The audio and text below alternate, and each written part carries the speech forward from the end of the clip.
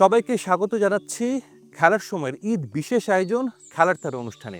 আজ আমাদের সঙ্গে আছেন খুব পরিচিত এক মুখ, বাংলাদেশ জাতীয় দলের সাবেক অধিনায়ক, সেরা গোলরক্ষক আমিনুল হক। আমিনুল ভাই, আপনাকে স্বাগত জানাচ্ছি। ঈদ মুবারক। ঈদ মোবারক আপনাকেও। কেমন আছেন? আলহামদুলিল্লাহ খুব ভালো আছি ইনশাআল্লাহ। আমিনুল ভাই, এবারে ঈদ থেকে আপনার জন্য একটু ডিফারেন্ট, একটু বিশেষ হতে যাচ্ছে অন্যবারের তুলনায়। শুধু আমার জন্য না, আমি মনে করি যে সারা বাংলাদেশের মানুষের জন্য একটু স্পেশাল, একটু ভিন্ন, একটু স্বাধীনভাবে তারা ঈদ উদযাপন করার যে আ আ পরিবেশ তৈরি হয়েছে, এটি মনে হয় সারা বাংলাদেশের প্রত্যেকটি মানুষের কাছেই সেই ইমেজটা বা সেই আমেজটা রয়েছে। সবকিছু মিলিয়ে আমার কাছে মনে হচ্ছে যে বাংলাদেশের মানুষ এখন স্বাধীন, স্বস্তির নিঃশ্বাস ফেলেছে। সেই স্বস্তির নিঃশ্বাস যেহেতু ফেলছি, সো দ্যাট এই ঈদুল ফিতরটা আমাদের জন্য আসলে একটু ডিফারেন্ট। আরেকটা বিষয় যে আপনার তো আরেকটা বড় পরিচয়, আপনি একজন footballer, x footballer, Bangladesh national টিমের ক্যাপ্টেন ছিলেন। অনেক অর্জন রয়েছে আপনার জাতীয় দলের জার্সিতে, ক্লাবের জার্সিতে। এমন একটা সময় আমাদের ঈদটা হচ্ছে যখন ফুটবলের একটা স্বস্তির সুবাতাস বইছে। মাত্রই ভারতের বিপক্ষে আমরা ডমিনেট করে ড্র করে বাংলাদেশ দল কিন্তু এসেছে। আমি অবশ্যই বাংলাদেশ দলকে সাধুবাদ জানাবো। স্পেশালি হামজা চৌধুরী বাংলাদেশের হয়ে খেলার কারণে ফুটবলারদের ভিতরে যে একটি মানসিকভাবে যে একটি স্ট্রং মেন্টালিটি তৈরি হয়েছে এবং একদম। বাংলাদেশের মানুষ চিন্তা করছে যে হামজার সাথে এবং আমাদের যারা আ ঘরোয়া ফুটবলের সাথে যারা জড়িত রয়েছে, তাদের সাথে কিন্তু একটা ডিফারেন্ট কিন্তু আমরা আসলে ইন্ডিয়ার এগেইনস্টে দেখেছি যে হামজা চৌধুরী নিজেই চীনের প্রাচীরের মতো আপনার ডিফেন্সে থেকে যেভাবে তার যে স্ট্রং যে মেন্টালিটি এবং তার যে ফিজিক্যাল ফিটনেস, সেটা কিন্তু প্রথম ম্যাচে কিন্তু আমরা সেটা দৃশ্যমান হয়েছে। তো সেই জায়গা থেকে আমার কাছে মনে হয় যে হামজা চৌধুরী মতো আমাদের আরও হামজা দরকার। আমিনুল ভাই, বাংলাদেশ দলের মধ্যে আপনি ওই স্পৃহাটা তো দেখেছেন যে নতুন কিছু করতে চায়, ভালো কিছু করতে চায়। আমাদের যে ট্র্যাডিশনটা হামজা চৌধুরীকে কেন্দ্র করে যে একটি পরিবর্তনের হাওয়া পড়েছে আমার কাছে মনে হয়েছে, সেটাকে ধরে রাখাটা খুব ইম্পর্ট্যান্ট। কারণ আমরা অনেক কিছু অর্জন করি খুব তাড়াতাড়ি, কিন্তু এটাকে ধরে রাখতে পারি না, পরে আবার এটাকে হারিয়ে ফেলি। আমাদের যারা আদার্স খেলোয়াড় রয়েছে তাদেরকে কিভাবে আরও মোটিভেট করা যায়, কিভাবে তাদেরকে উজ্জীবিত করা যায়, কিভাবে বাংলাদেশের জন্য যাতে আমরা ফুটবলটা খেলতে পারি, দেশের জন্য খেলার যে ইয়াটা, সেই মানসিকতাটা আমাদের প্রত্যেকটি খেলোয়াড়ের তৈরি করা উচিত। আমিনুল ভাই, ঈদের দিনটা আসলে আপনার কিভাবে কাটে? ঈদের দিনের সকালটা আপনি কিভাবে পার করেন? ছোটবেলার ঈদটা তো ছিল আসলে একটু ডিফারেন্ট। কারণ প্রথমত তখন ছিল যে নতুন জামাকাপড় কেনার আব্বা-আম্মার কাছে যে একটা আবদার, আব্বা-আম্মা হয়তোবা চাইলেও সবসময় সেই আবদার পূরণ করতে পারত না। বাট তারপরেও ছোটবেলার যে ঈদ, সেটি ছিল আসলে টোটালি একটি ডিফারেন্ট এবং সকালবেলা ঘুম থেকে উঠে নামাজ পড়তে যাওয়া, তারপরে বড়দের আব্বা-আম্মাকে সালাম করা, সালামি নেয়া। সালামি নেওয়া। পাশাপাশি ছোটবেলায় যে আমাদের এলাকার যারা ছোটবেলার যারা বন্ধু ছিল, তাদের সাথে সারাদিন যাবৎ ঈদটাকে কিভাবে সুন্দরভাবে উদযাপন করা যায়, সবকিছু মিলিয়েই আমার কাছে মনে হয়েছে যে ছোটবেলার ঈদটাই আসলে অনেক বেশি আনন্দের ছিল। হ্যাঁ? এবং আজকে যখন বড় হয়েছে, এখন হয়তোবা সন্তানের বাবা হিসেবে সন্তানদের ঈদ দেখেই আনন্দিত আনন্দ হই। হয়। ঈদের দিন আসলে কোন খাবারটা আপনার সবচেয়ে পছন্দ? কোন খাবারটা আপনি ঈদের দিনে না খেলেই নয়, বা যেটা আপনার মেনুতে থাকবেই? না, আসলে এরকম কোনো স্পেসিফিক কোনো ডিশ বা কোনো কিছুই নাই। বাট একটি জিনিস আমি খুব বেশি মিস করি। সেটি হচ্ছে যে আসলে আ ছোটবেলা থেকেই মাকে দেখেছি যে সকালবেলা নামাজে যাওয়ার আগে নবীজির যে সুন্নত যে একটু মিষ্টি মুখ করানো।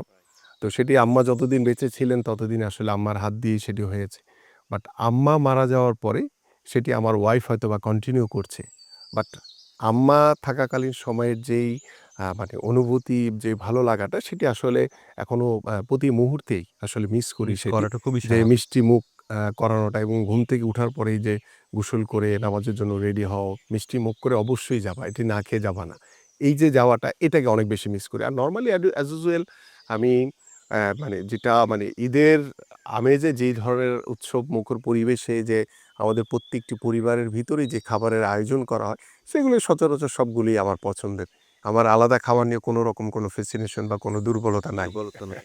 ছোটবেলায় তো আমাদের অনেক স্মৃতি থাকে যে ঈদের সময় আ একটা জিনিস পছন্দের, খুব অনেক বাবার কাছে বা মার কাছে চেয়েছি, অনেক চাওয়ার পর দিচ্ছে, বা এরকম কোনো স্মৃতি কি হ্যাঁ, আছে? ডেফিনিটলি আছে। ছোটবেলায় তো ধরেন, যেহেতু মধ্যবিত্ত পরিবারে জন্মগ্রহণ করেছি, মধ্যবিত্ত পরিবারে বেড়ে উঠেছি, সেই পরিবারের সীমাবদ্ধতা থাকবে খুব অবশ্যই। স্বাভাবিক কারণেই।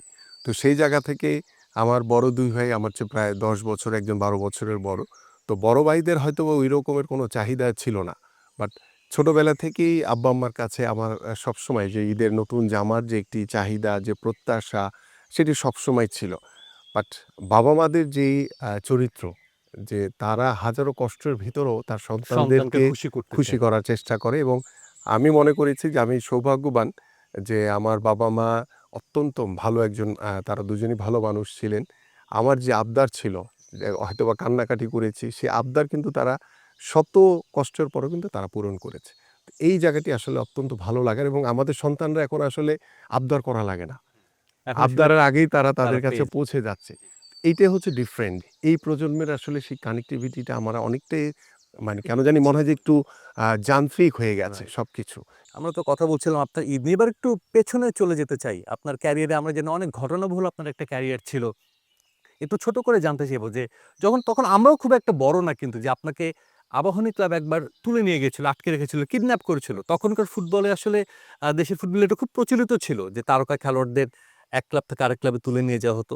সেই ঘটনাটা যদি একটু ছোট করে আসলে বলতেন। তখনকার ফুটবলের ক্রেজটাই ছিল এরকম যে যখন আমাদের দলবদলের মৌসুম আসতো, তখনই কে কোন খেলোয়াড়কে কিভাবে নিয়ে যাবে, কিভাবে আটকে রাখবে, তারপর দলবদলে সাইন করার পরে তারপরে নিজ নিজ ক্লাবে খেলবে। ওই যে ফুটবলের যে ক্রেজ, ওই ক্রেজ থেকে কিন্তু আসলে কিছু বিচ্ছিন্ন ঘটনা হয়েছে। ৩ টা গাড়ি এসে আবাহনী ক্লাব থেকে আমাকে গাড়িতে তুলে একটি বাসায় নিয়ে গেল আরকি।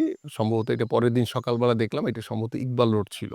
তো সেই ইকবাল রোডে গিয়ে আমি সে পুরা বাড়িতে আমি একা, কেউ নাই। আমার সাথে আমাদের একজন সতীর্থ খেলোয়াড় ছিল হাসান, ও ছিল।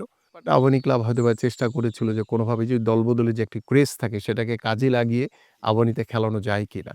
বাট পরবর্তীতে যে ঘটনাটা হয়েছে, তখন পত্রিকায় আমি দেখলাম সকালবেলা। পরে দেখে আমি আসলে আর স্থির থাকতে পারলাম না। পরে আমি বাধ্য হয়ে, যেহেতু বারান্দার সামনে খোলা ছিল, সামনে একটি দেয়াল ছিল আরকি, বাউন্ডারি দেয়াল। তো এটা পার হয়েই কিন্তু নিচে নামা যায়। পরে আমি তখন হাসানকে বললাম যে, "হাসান, আমি আ আবাহনীতে খেলা আমার এই মুহূর্তে সম্ভব না। কারণ যেহেতু আমি মুক্তিযোদ্ধার সাথে কন্ট্রাক্ট করে ফেলেছি। সো দ্যাট তুই থাক। আমি এভাবে করে আমি চলে যাচ্ছি।" পরে আমি বারান্দা থেকে লাফ দিয়ে আপনার বাউন্ডারিতে, তারপরে রাস্তায় নেমে সরাসরি আমি আমাদের সতীর্থ খেলোয়াড় ছিল হাসান আল মামুন।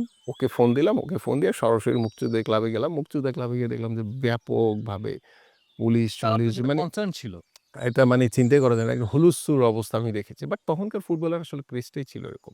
তো ওইটা ছোট্ট ইনসিডেন্ট, বাট এটাকে মানে নেগেটিভ ভাবে নেওয়ার কোনো কারণ নেই। কারণ আমি এটাকে পজিটিভ ভাবে হরহামেশাই এটা হয়েছে। আমাদের ফুটবলে এরকম হরহামেশাই হয়েছে, এবং আমি মনে আছে আমার মুক্তিযোদ্ধা ক্লাবে এরকম যাতে অন্য কোনো ক্লাব নিতে না পারে, এজন্য মুক্তিযোদ্ধা ক্লাব প্রায় ১ মাস ধরে আমাদেরকে গাজীপুরের একটি রিসোর্টের ভিতরে রেখেছিল। আমাদের সাথে আরো অনেক খেলোয়াড়রা ছিল এখানে। মাসুদ রানা ভাই, জুয়েল রানা ভাই, এরকম অনেকে, নকি ভাই থেকে শুরু করে এরকম একটানা ১ মাস আমরা ছিলাম। সো দ্যাট ওইটাও তখনকার ফুটবলের একটা অন্যরকম ভালো লাগা ছিল। এবার একটু অন্য ভিন্ন রকম একটু আলোচনা করতে চাই। দর্শক আমরা জানি যে ওয়ার্ল্ড ফুটবলে তো অনেক কিংবদন্তি গোলকিপার আমরা দেখেছি। আপনার চোখে কিংবদন্তি কে? সেটা আমরা একটা র‍্যাপিড ফায়ার এর মাধ্যমে আমরা সেটা বের করতে চাই। আপনাকে প্রশ্ন করব, আপনি একজন করে বলবেন। শেষ পর্যন্ত গিয়ে যে থাকবে সেই হবে আপনার চোখে সেরা গোলকিপার। তবে আপনাকে এটা একটু সতর্কভাবে খেলতে হবে। কারণ এখানে কিন্তু অনেক বড় নাম রয়েছে। সো আমি শুরু করছি সেই র‍্যাপিড ফায়ারটা। ম্যানুয়েল নয়ের না Gianluigi Buffon? Manuel Neuer, Neuer নাকি ক্যাসিয়াস? ক্যাসিয়াস, ক্যাসিয়াস নাকি Oliver Kahn? Oliver Kahn. Oliver Kahn or Lev Yashin? লেভিয়েশন আসলে খেলা ওইভাবে দেখিনি, বাট লেভিয়েশন অনেক ভালো গোলকিপার ছিলেন। তাহলে কাকে চুজ করবেন? লেভিয়েশন, Lev Yashin. Lev Yashin or Peter Schmeichel? Peter Schmeichel. Peter Schmeichel, ওকে।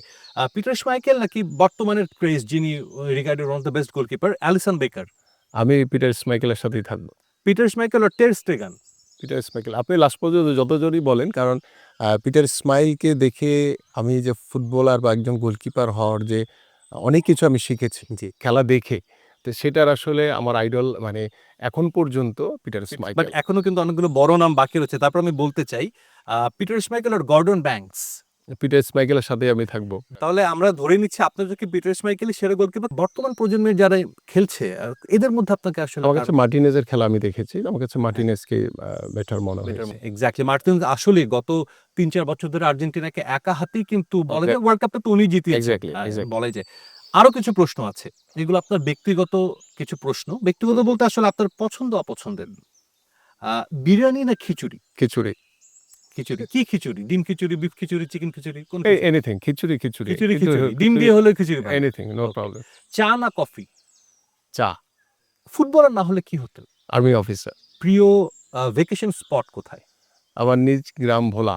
ভোলা। ভোলায় যাওয়া হয়? মানে যেতে তো এখন আমি চেষ্টা করি যখনই কোনো ফ্রি টাইম পাই তখন চেষ্টা করি। আপনি তো নিজে একজন বড় খেলোয়াড় ছিলেন। নিশ্চয়ই আপনার পছন্দের ক্লাবও রয়েছে।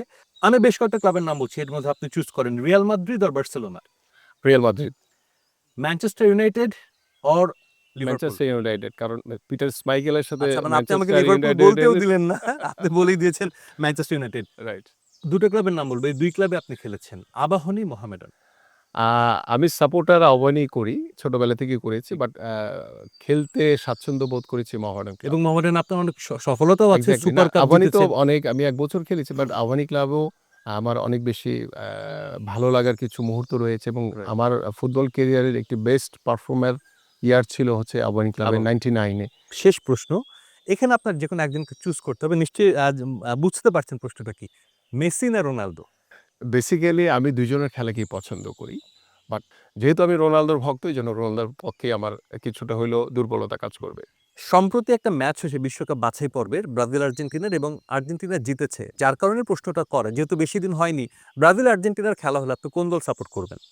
আমি ব্রাজিলের সাপোর্টার। সো দ্যাট ব্রাজিল যেহেতু হেরে গেছে এটা আমি শুনে কিছুটা হইলেও মানে অস্বস্তিতে পড়েছি এবং কিছুটা হতাশ হয়েছি, কষ্টও পেয়েছি।